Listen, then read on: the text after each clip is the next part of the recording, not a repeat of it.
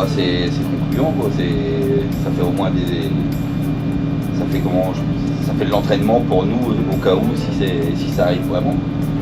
Non, c'est vraiment c'est quelque chose qui sert.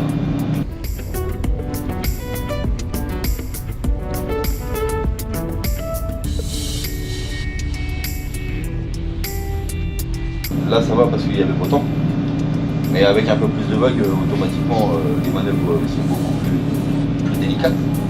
Et puis bah c'était surtout quand je me rapprochais de la personne, bah, toujours peur de le cogner avec le bateau quoi. C'est pas qu'on arrive trop vite, surtout là qu'il y a beau temps ça va, on voyait bien, mais avec les vagues ou quoi, on ne sait pas si la personne va venir tout à coup. C'est pour ça que je me mettais assez loin pour dire que le bateau y est doucement par rapport au vent.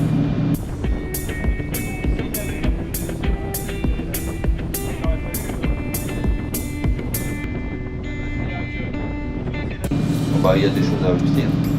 Forcément qu'avec la bouée couronne, bah là, il faut y mettre le bout comme vous avez expliqué.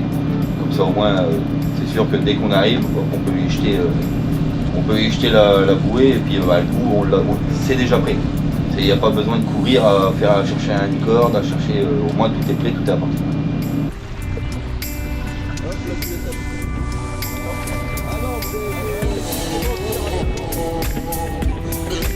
Avec le pavillon là, avec la bouée flottante, ça c'est pratique. C'est pas risqué à choper la bouée que la personne en elle-même.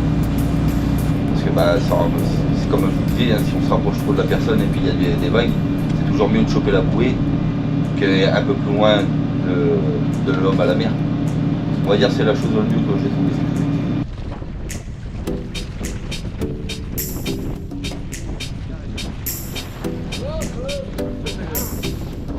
Ah franchement oui.